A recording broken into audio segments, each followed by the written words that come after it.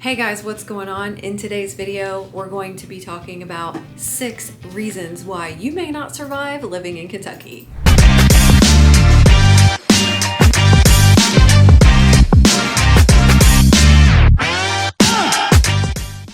Number 1 is you might get blown away by the Kentucky breeze. Kentucky is susceptible to natural disasters, tornadoes, floods, earthquakes, and sinkholes. While Kentucky's not like Oklahoma necessarily as far as tornadoes go, I think it'd be okay if Carrie Underwood put out a new song on, the floods, being washed away by the floods, because it's a thing. No, really, if you're concerned about floods, you can watch one of Jarrett's videos on how to see if your property is in a flood zone. It's not too hard, it's not too complicated. Check out that video. Floods do happen in Kentucky, but it's not all the time and it's not everywhere. Another reason you might not survive living in Kentucky is surviving the humidity hair showdown. Kentucky's humidity brings out the fiercest competition in hairstyles, especially in July and August. The humidity can be pretty bad. But, I think you can get away with it in places like Florida where they're on the beach and it's just assumed that you were on the beach that day. But here in Kentucky, I don't know if we have an excuse. But ladies, it just is what it is. Embrace it.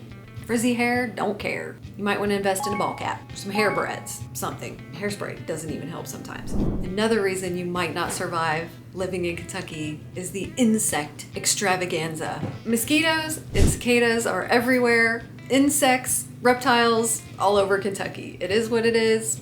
Deal with it. It's gonna be okay. If you're not prone to mosquitoes, you might not have this issue, but if you are, I recommend finding a house with a screened-in back porch or simply just staying inside in the evenings. Just when you think you've gotten rid of the mosquitoes, we get a summer where the cicadas take over your lawn. The kids can't really play outside. They're just kind of buzzing all over the front yard, the backyard, wherever they feel like settling in for that day. They can be a nuisance. They can be annoying. They kind of swarm around you a little bit, but for the most part, they mind their business. And I've learned through just, traveling and talking to other people that sometimes, you can embrace it and you could take on more of a little bit of an approach that maybe other countries take on. And in other places around the world, cicadas are street food. I'm not saying we do that here in Kentucky. I'm just saying that maybe if you look at it with a little bit of a different perspective, maybe they're not so pesky after all.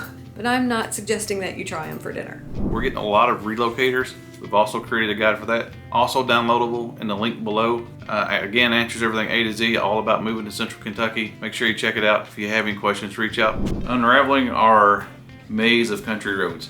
So our roads here are pretty interesting. So like our main roads, like our 4-lane roads, I-65, the parkways, a lot of the major like 4-lane roads, they're pretty much northish, southish, eastish, westish, if that makes any sense. But once you venture off the main roads, you get on the country roads. They are pretty windy and hilly, and so it's pretty funny. We one of the houses we lived in had a buddy from Ohio, and Ohio is a very much northwest, east-south state. And he needed to go to town. He said, "How'd I get to town?" That's where you go up here and you hang your right. He called me 20 minutes later. He was like, "Holy cow! I felt like I passed myself on that road." And I said, "Well, you probably did." So we have these really curvy, windy, hilly roads in Kentucky. You get used to it. I've driven them my whole life, and I don't think anything about it. But when you're from somewhere where it's flat and everything's north, south, east, west, it is a little different. But don't let that deter you, because honestly, those are the best roads to drive because they're typically the prettiest roads. Valerie says just bring your Dramamine, or if you're a motorcycle enthusiast,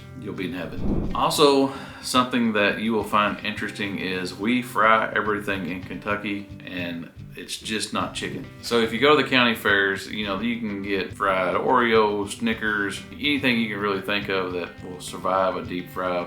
They will do it in the South. It's just a culture thing. I know we're weird like that down here. But if you like fried food, if you like fried interesting things, maybe not fried insects, that was something Valerie touched on. Haven't seen those at the county fair. It's probably coming at some point. If you like fried Oreos or fried Snickers or something like that, you'll love it here. But we do enjoy our fried food in the South.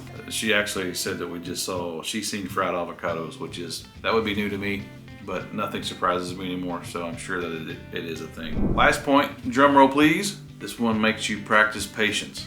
It makes you practice patience so much. Getting stuck behind a tractor. Now, it's not a huge problem, But if you're in a hurry and you live on a country road, it's just Murphy's Law. You're going to get stuck behind one. Agriculture is a big part of our state. They have really big equipment that goes up and down the road. They actually, believe it or not, they don't have to get out of your way. You have to get out of their way. They have a right of way. Be courteous to those guys. If you get stuck behind a tractor, roll down your window, turn on a country music song, enjoy the view, enjoy just the simple laid back pace of life. And I'm gonna give you a pro tip on that one. If you are patient and you're nice to the guy driving the tractor or whatever it is he's driving, they typically let you get over when they get to a good safe spot. If you're not nice and patient, you're going to be there a while. Trust me on that one. And if you're out of patience, go to Target and buy some.